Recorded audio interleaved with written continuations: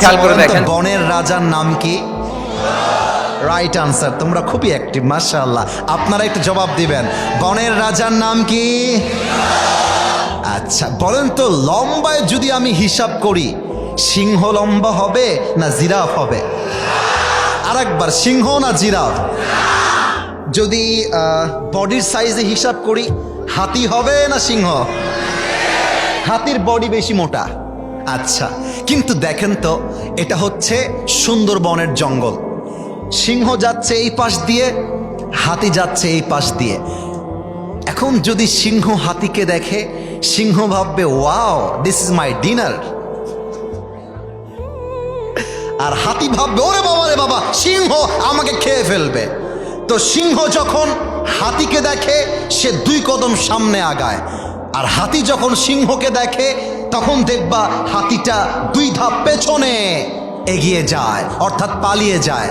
তার মানে যদি হাতি একবার ধাপ নেয় যে ওকে আজকে পিষে মারবো, একবার পা দিয়ে চাপা দিবে, সিংহের বাপের ক্ষমতা নাই উঠে দাঁড়াবে।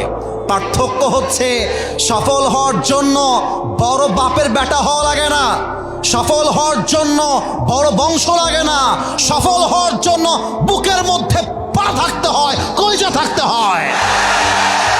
I am the king, I am the boss, this should be your attitude. একবার ভাবো না যে আমি করতে পারি, আমি করে দেখাবো, আমি রাজশাহীর ছেলে, আমি তারলের ছেলে, আমি পুরো ইতিহাসকে পাল্টায় রেখে দিব, ঠিক কিনা বলো? ভয় পেও না, বুক চিরে দাঁড়িয়ে যাও, আল্লাহর ভরসায় সাহসটা বাড়াও, আল্লাহর নামে আগুন জ্বালাও বুকে, সত্যের পথে চলো, সাহস রাখো মুখে, ভয় পেলে চলবে না, রক্তে আগুন ধরাও, আল্লাহর সৈনিক তুমি, সেই পতাকা উড়াও। আরে আল্লাহ যখন পাশে, কিসের এত ভয়? তাওয়াক্কুল করো, কাছে আসবে বিজয়। আধারে ভয় পেও না, আলো আছে আড়ালে, অন্ধকার পালিয়ে যাবে তুমি উঠে দাঁড়ালে, ঠিক কিনা বলো?